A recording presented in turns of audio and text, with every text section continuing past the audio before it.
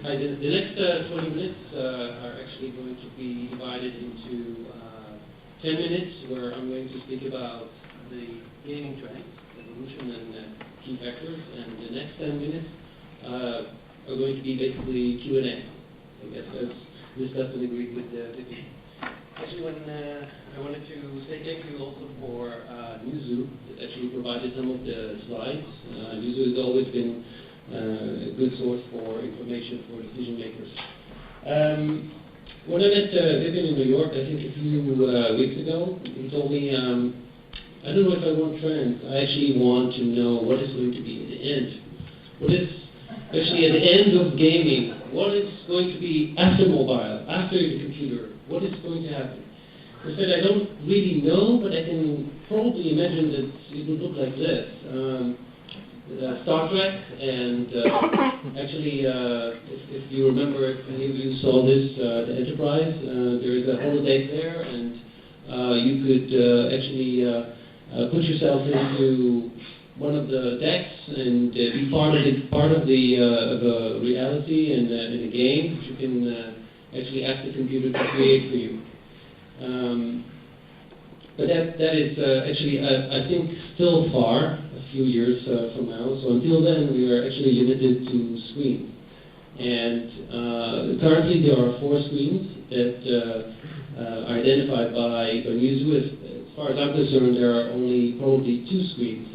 There are 3 screens. Actually, the large screen, the entertainment screen, which is basically TV that people use. The computer screen, the PC, and the rest are the personal screen and the floating screen. Actually, if you look at the third screen and the fourth one, the floating screen and the personal screen, combined together, you will see that this actually is going to be the trend that is growing the most. Already, if you look at the spenders as part of gamers in that field, you see that it is growing immensely quickly. And not before long, a lot of people are going to have personal screens in their hands. In terms of what how games are being developed, we have to actually look at to see what are the choices, how people actually decide on a platform, how platforms are being decided, and that is divided into physical variables and psychological variables. In terms of the theme, it's the personal preferences. The Bartle test, which is a known doctoral work that defines what gamers prefer, is something very personal. It's the theme. Some people like to be killers, some people like to be achievers, and that is the theme that people pick pick their games by. But also, it is now very important where you play and what time you have to play, how much time you have to play the game. So if you have a short amount of time, that will determine also the game that you are going to be playing, but also the platform you're going to choose. So if you are at home, for example, and you have a lot of time, then you would probably pick the computer and now even a tablet. If you are waiting for a doctor, for example, or you are at Subway, you're probably going to be using your personal devices. So the platform and games actually evolve based on the platforms that people use. So as more and more people are using mobile devices, you will see that more people are actually playing on their mobile devices. In terms of the games themselves, they're also changing. In 2002, games were mostly products.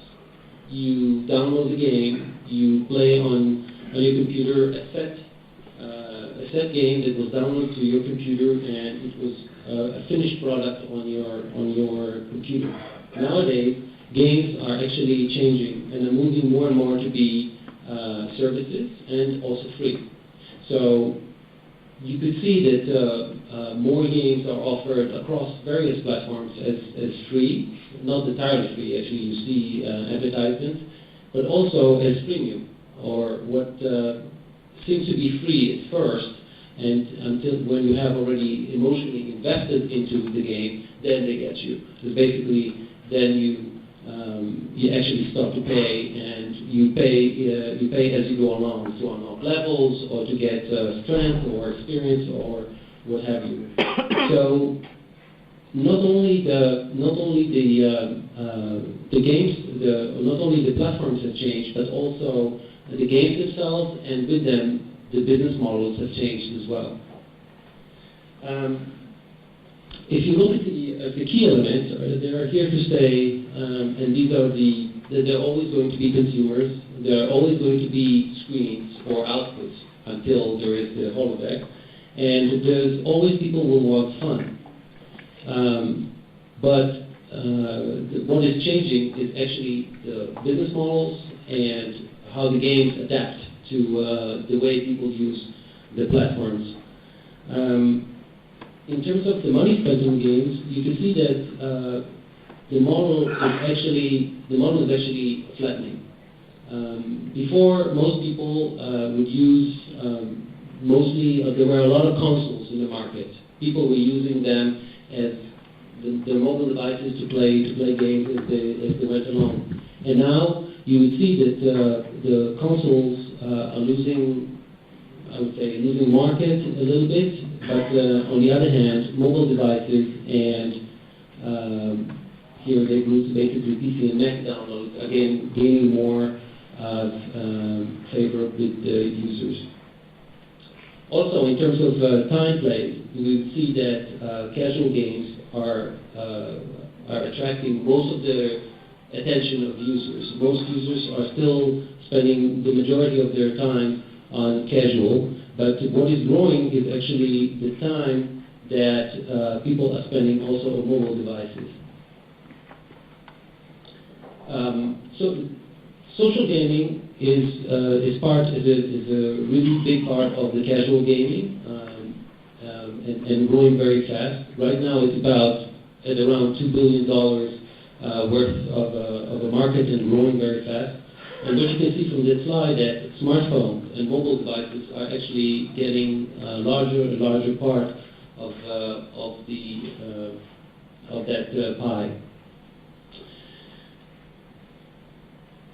Where do people play their mobile games?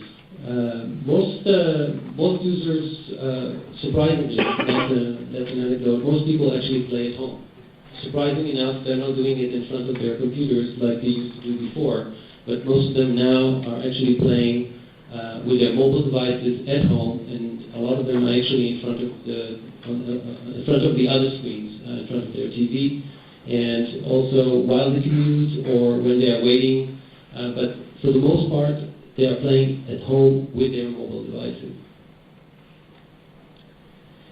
The game evolution trends, to summarize, are basically that we see more and more screens.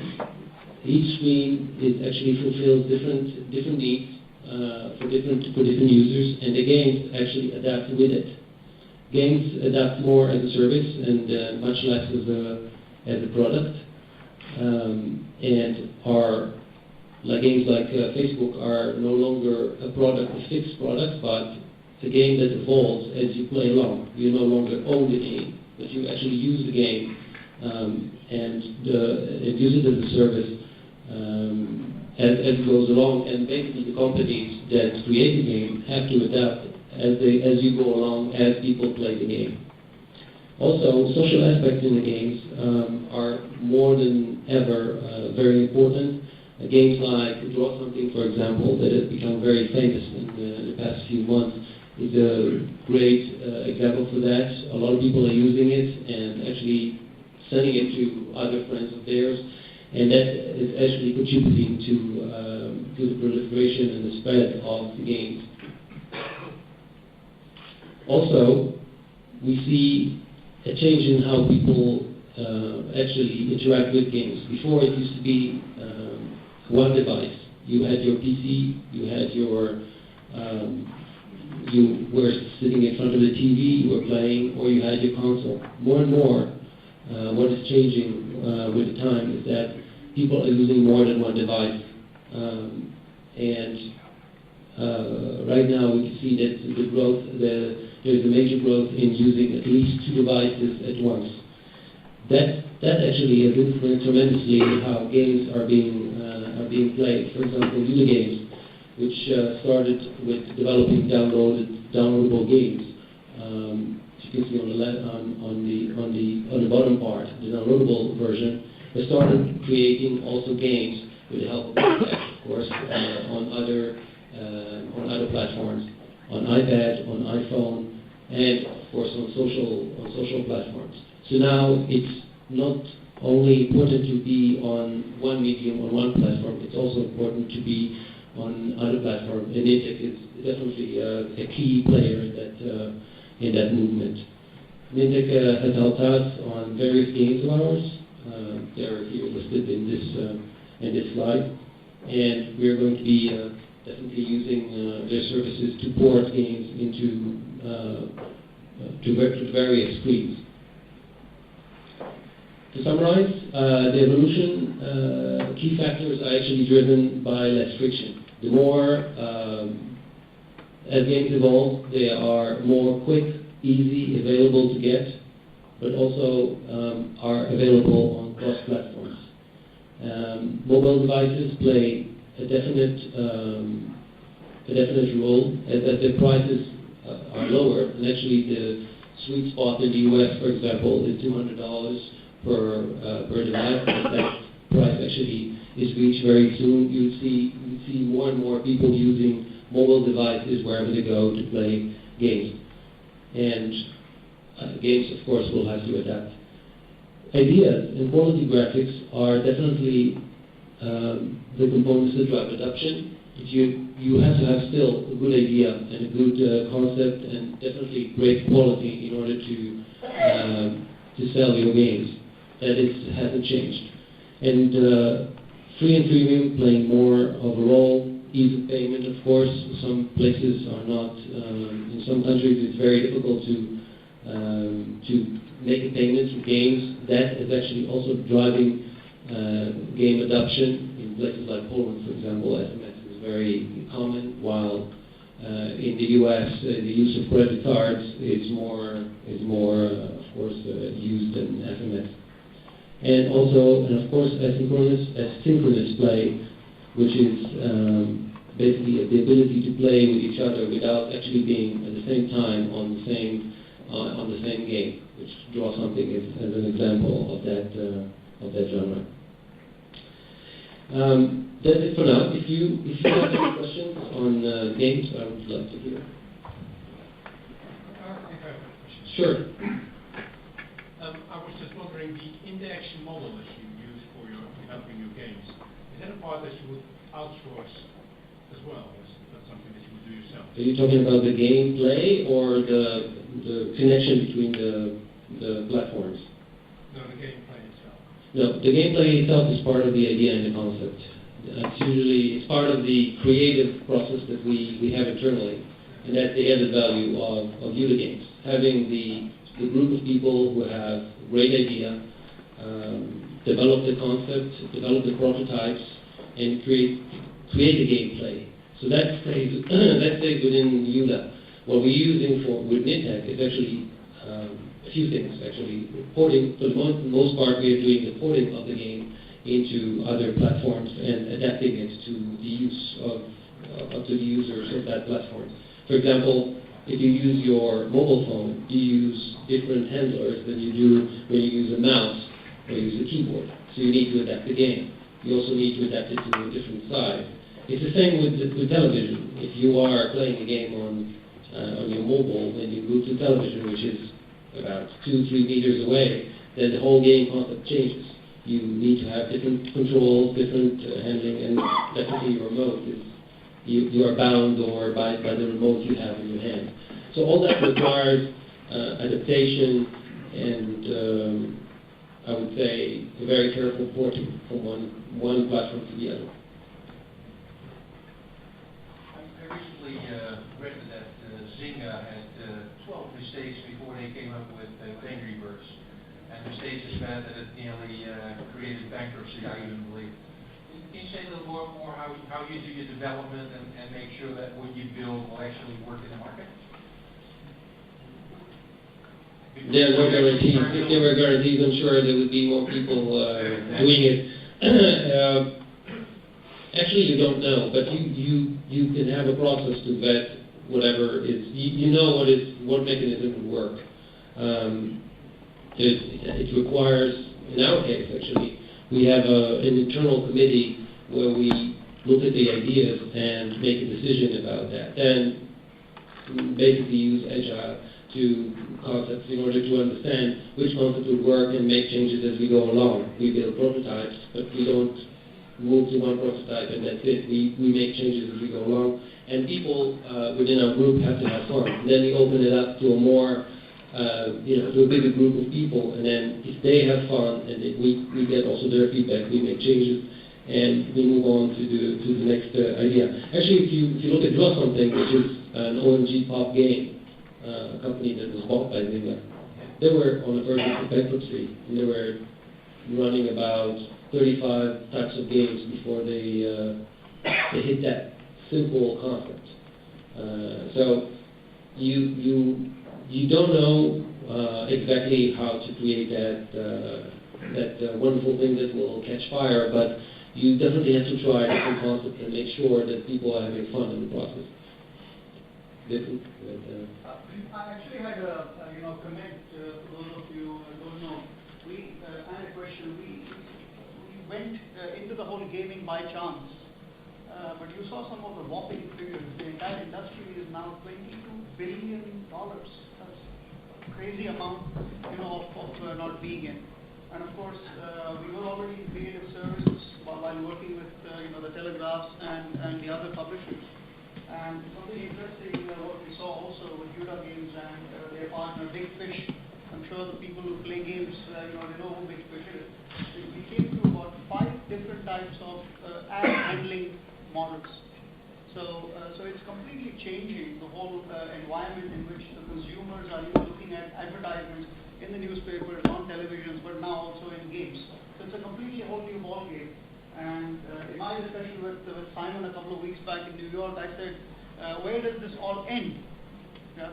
And my question still stands in terms of where does it end, Simon? I mean, how far are all of us going to start playing games? And how many of you play games? Well, so that's fantastic, right? So where does it all end, Simon? Yes, and the question was to people who did not hear the question is the use of games, the gamification for other purposes.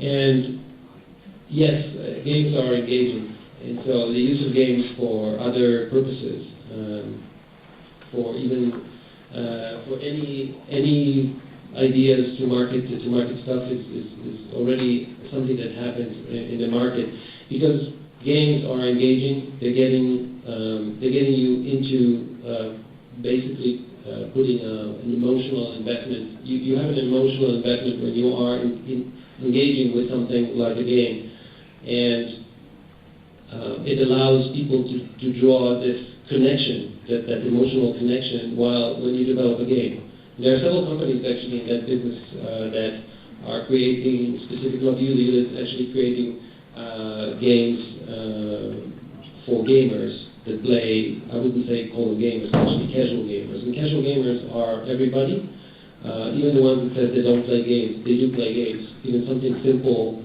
solitaire on your mobile is considered playing a game for all the ones who've been playing. So we all play games to some degree, and we basically, games are definitely going to be used more and more when, for product adoption, for medical use. Someone actually approached me a few weeks ago to create a game for medical use, and that's not new as well. They're diabetic. I know that some companies that deal with diabetic stuff or devices for kids are actually using games as well to make sure that kids actually follow up on their regimen of doing it. So games, yes, are creating, since games create engagement, create people involvement with whatever they do. I would see, definitely we would see more and more games, or basically adopted for the purpose of marketing, of adoption. In terms of where it ends, I think it ends. I think it only constantly evolves. I don't think there is an answer of ending. I think it's going to be evolving, and right now it's just basically bound by the physical, I would say, devices that we have. Right now we have screens. Screens are limiting us. Actually, we have screens everywhere. And we have them in GPS. We probably have them on shops where they would use more screens in order to interact. I actually saw in San Francisco several coffee shops that have already iPads in various places, and you can order the menu and you can play with it. There's a game already in the iPads where you order your coffee and food. So our it's only going to happen and going to develop based on the technology that we have at hand. But people will play. They will play on screens, on wherever there is an output, people will play. It's not going to end. It's just going to evolve and change.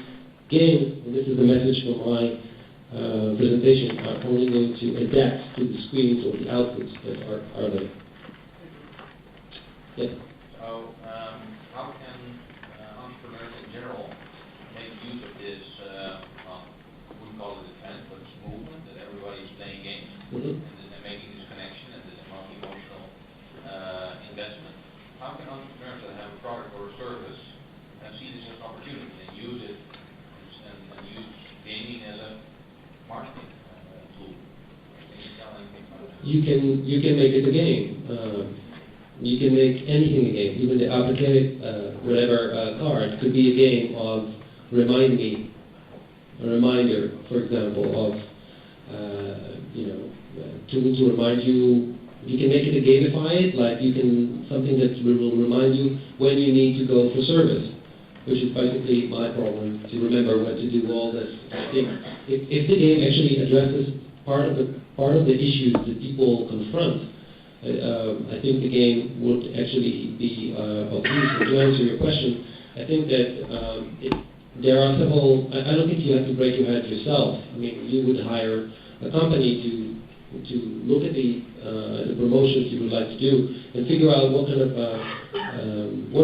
gamifying experience you can provide, which will create this engagement. And Shown Intech is also as part of the services that they offer. It can help you and direct you to the right context. But definitely, games will create engagement. Yes. Yeah, speaking of that engagement, when you were making an emotional investment and you're actually changing behavior, I can really imagine how that's important when you're teaching a child with engagement. Yeah. How would you say your casual games actually influence people's behavior? What are they about? We are not aspiring to change behavior because we are not in the promotional side of the business. We are creating games that are for the entire family to have fun and relax, and that's what people do when they play our games. They're beautiful, high quality.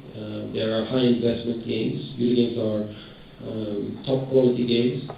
Governor Poker is, by the way, one of our leading game, which many of you probably have seen on the various networks, either a download or a mobile game. But we aspire to entertain people. We are in the entertainment side. We are creating games that are fun, relaxing products, I would say, and services. Right now we also released this social game. I think you could treat the game in that manner as I would say, movie. It's the same entertaining vehicle, not necessarily educating you about something, but also a de-stressing and enjoyment product. Thank you very much.